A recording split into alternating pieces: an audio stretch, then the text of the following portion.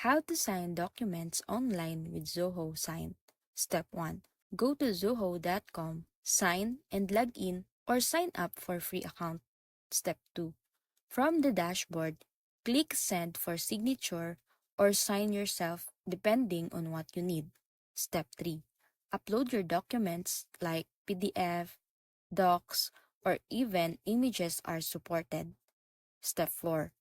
Choose Sign Yourself if you're the one signing, or select Add Recipient if you are sending it to others. Step 5. Drag and drop the signature field to where it needs to go. You can also add text boxes, initials, date, or checkbox. Step 6.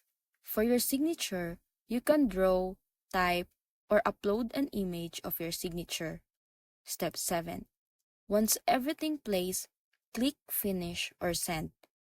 If sent to others, Zoho will email them a link to sign. Step 8. You'll get notification once the document is fully signed.